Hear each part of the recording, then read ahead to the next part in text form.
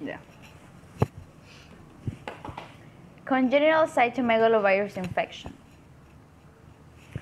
Cytomegalovirus is an ubiquitous herpes virus spread by close interpersonal contact through saliva, blood, genital secretions, urine, or breast milk that infects up to 90% of the U.S. population by the 8th decade of life and establishes lifelong latency in monocytes and granulocytes.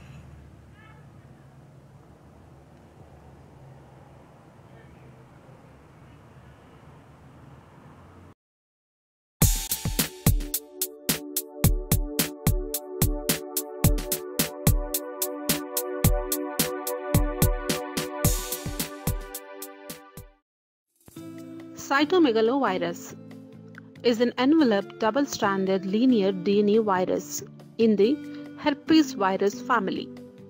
It is also called human herpes virus 5. This virus can cause a variety of infections in humans, including congenital infections in infants. It is one of the TOTS infections and can cause hearing loss, seizures, and petechial rash in newborns. In adults, infection can cause mononucleosis, although 85% of mononucleosis causes are associated with Epstein-Barr virus. Symptoms of mononucleosis include fatigue that can last for several months, sore throat, lymphadenopathy, and splenomegaly. Unlike mononucleosis caused by Epstein-Barr virus, cytomegalovirus associated mononucleosis has a negative monospot test due to negative heterophil antibodies. CMV can also cause pneumonia and inflammation of the retina and esophagus.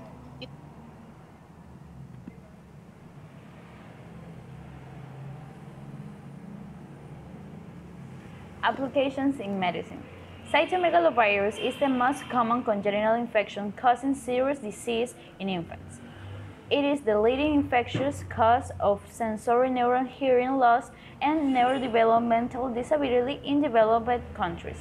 Despite the clinical importance of congenital cytomegalovirus, surveys show that there is limited awareness and knowledge in the medical and general community about the congenital cytomegalovirus infection.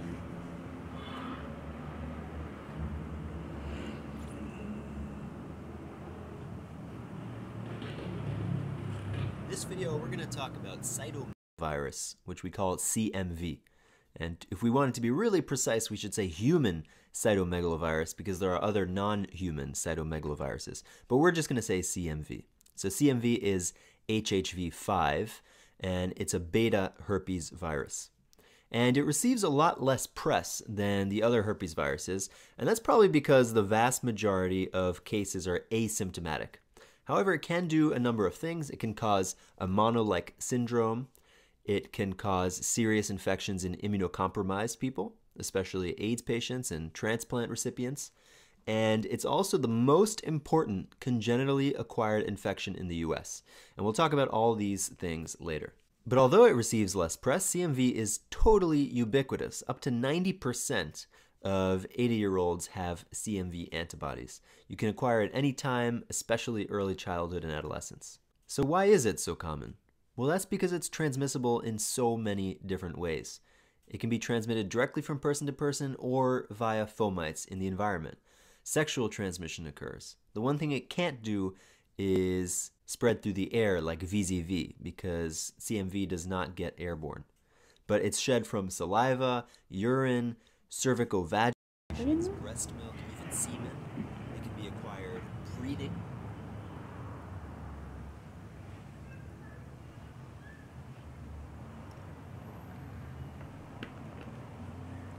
Pros and cons.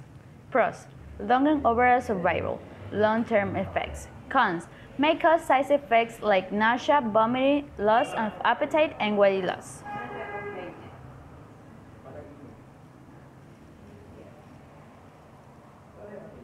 So now let's talk about the major clinical syndrome CMV can cause.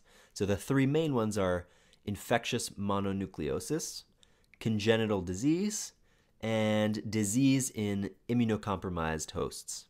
Now, Epstein-Barr virus, or EBV, is the most common cause of infectious mononucleosis, or mono. So we're going to talk about mono when we talk about EBV. But just remember that CMV causes almost 10% of mono cases. So let's move on to congenital infection.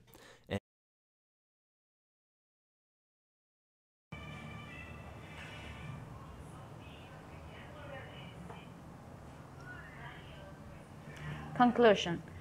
Until an effective therapy is available, education of women regarding hygiene measures that can help prevent cytomegalovirus transmissions is the best preventive strategy of cytomegalovirus.